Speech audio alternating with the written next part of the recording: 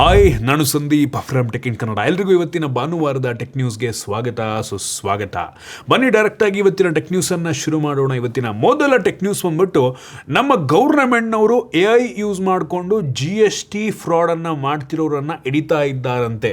ಹತ್ತತ್ರ 74,000 ಕೋಟಿಯಷ್ಟು fake GST input ಪಡ್ಕೊಂಡಿರೋರಿಗೆ ನೋಟಿಸನ್ನು ಕಳಿಸೋದಕ್ಕೆ ಶುರು ಮಾಡಿದ್ದಾರಂತೆ.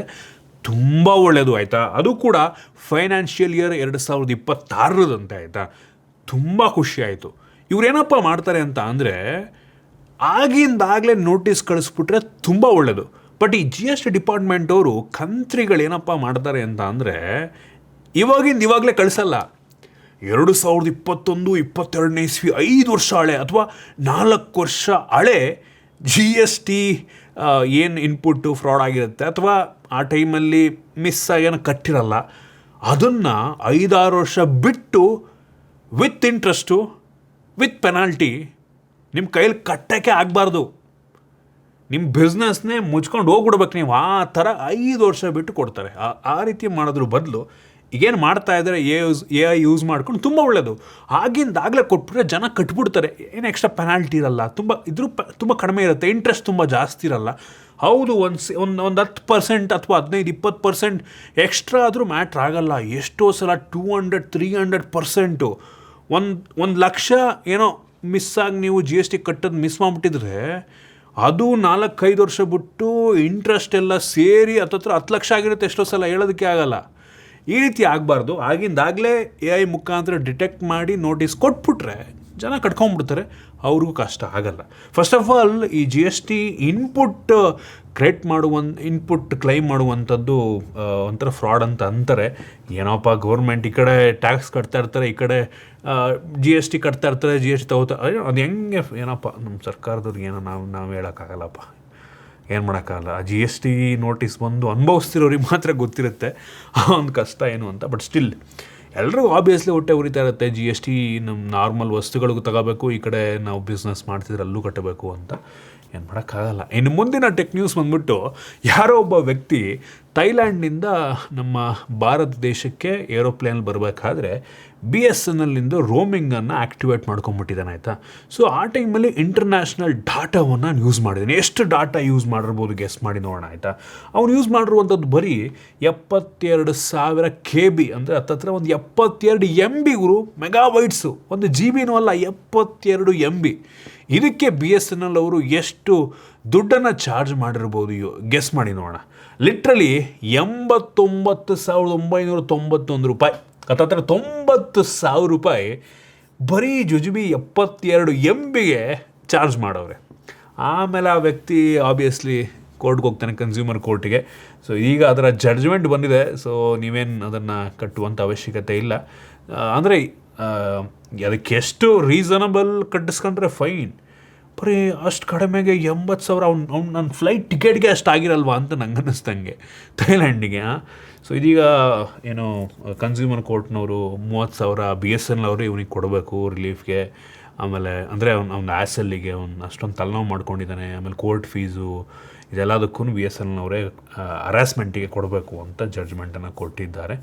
ಒಳ್ಳೆಯದು. ನೀವೇ ಯೋಚನೆ ಮಾಡಿ, ಯಾರಿಗಾರು ಬರೀ ಅಷ್ಟು ಯೂಸ್ ಮಾಡಿರೋದಕ್ಕೆ 90,000 ಬಿಲ್ ಬಂದುಬಿಟ್ರೆ ಯಾರಿಗಾದರೂ ತಲೆ ಕೆಟ್ಟೋಗಲ್ವಾ?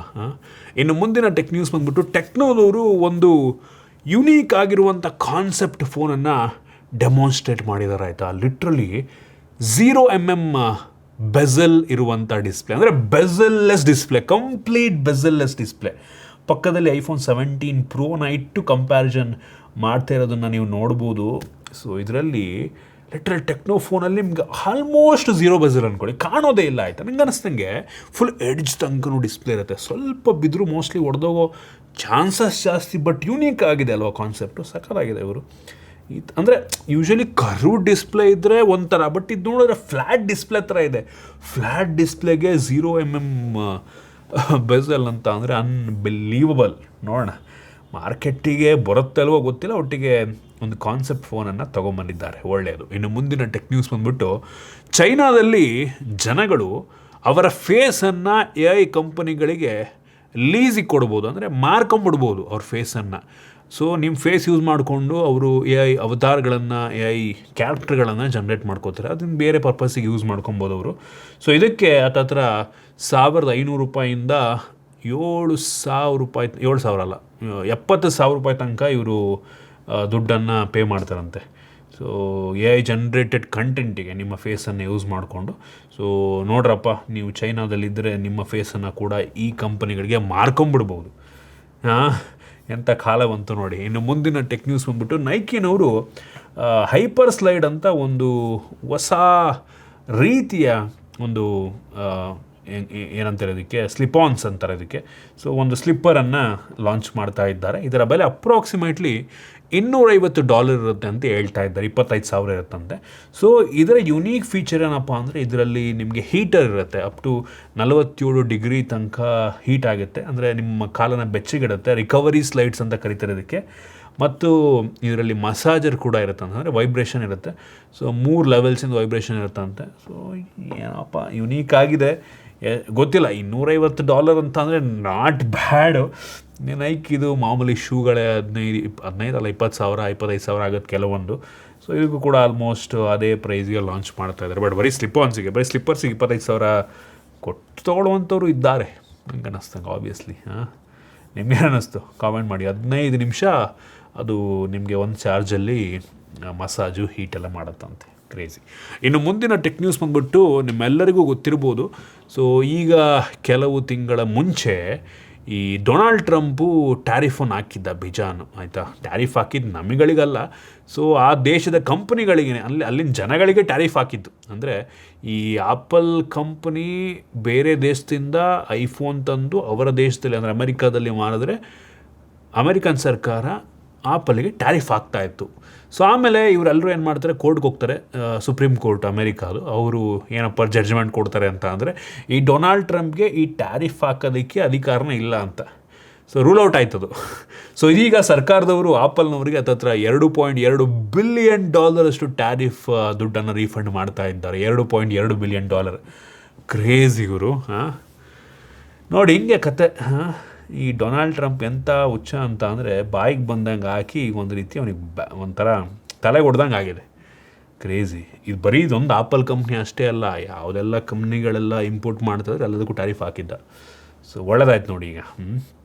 ಕ್ರೇಜಿ. ಇನ್ನು ಮುಂದಿನ ಟೆಕ್ ನ್ಯೂಸ್ ಬಂದ್ಬಿಟ್ಟು, ನಾವೆಲ್ಲರೂ ಕೂಡ ರೋಬೋಟಿಂದು ಒಳ್ಳೊಳ್ಳೆ ವಿಷಯಗಳನ್ನು ನೋಡ್ತೀವಿ. ರೋಬೋಟು ಏನೋ ಆಪ್ರೇಷನ್ ಮಾಡ್ತಾ ಇರೋದು, ರೋಬೋಟು ಡ್ಯಾನ್ಸ್ ಮಾಡ್ತಾ ಇರೋದು, ರೋಬೋಟು ಮಕ್ಕಳಿಗೆ ಅಂದರೆ ಬಟ್ಟೆ ಮಡಿಸ್ತಾ ಇರೋದು ಎಲ್ಲ ನೋಡಿದ್ದೀವಿ. ಆಯಿತಾ, ನಾನು ಟೆಕ್ ನ್ಯೂಸಲ್ಲೇ ತುಂಬ ಸಲ ಹೇಳಿದ್ದೀನಿ. ಸೊ ಇಲ್ಲೊಂದು ಏನಾಗಿದೆ ಅಂತ ಅಂದರೆ, ಕಾಂಪ್ಯೂಟೆಕ್ಸ್ ಅಂತ ಒಂದು ಈವೆಂಟ್ ನಡೀತಾ ಇದೆ 2026 ಏನೋ ಡೆಮೋ ಅಂತೆ.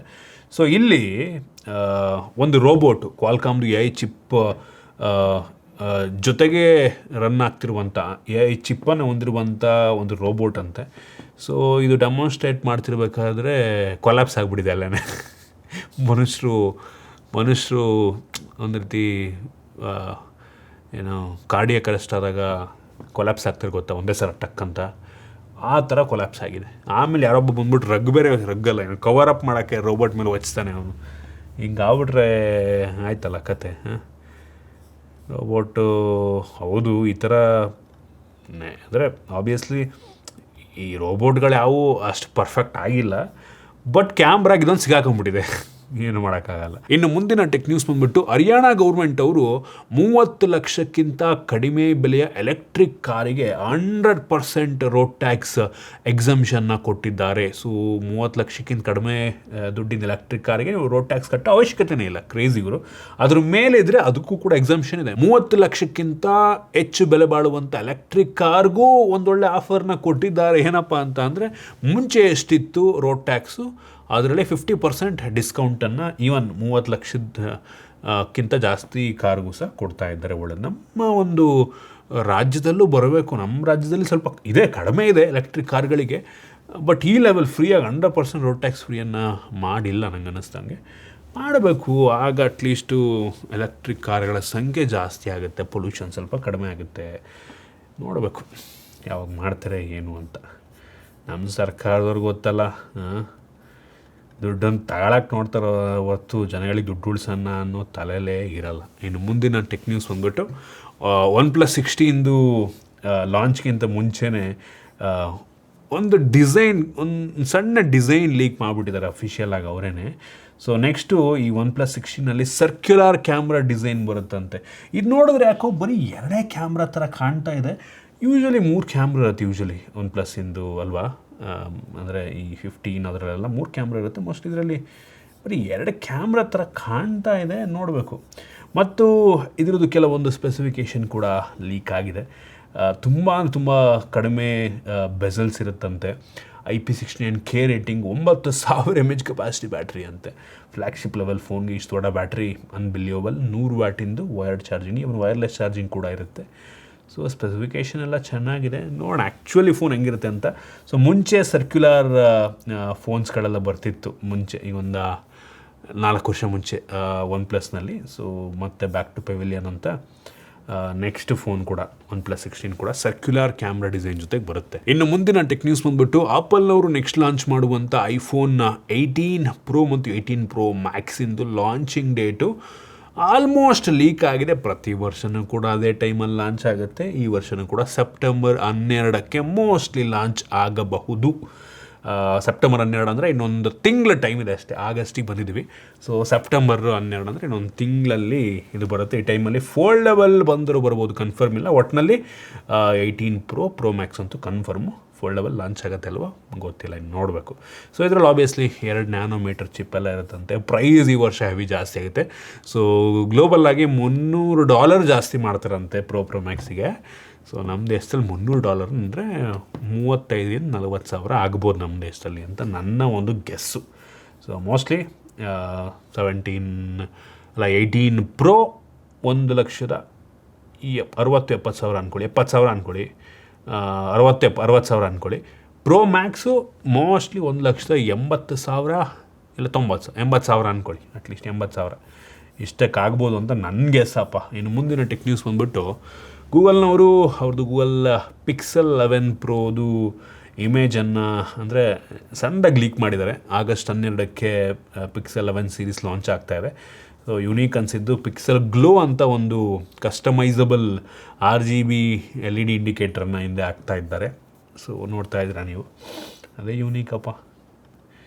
ಬೇರೆ ಬ್ರ್ಯಾಂಡ್ಗಳಲ್ಲಿ ಮುಂಚೆನೇ ಇತ್ತು ನಂಗೆ ಅನ್ನಿಸ್ತಂಗೆ. ವಿವೋದಲ್ಲಿತ್ತು ಅನ್ಕೋತೀನಿ ಮುಂಚೆನೇ ಅಲ್ವಾ, ವಿವೋಲಿತ್ತು.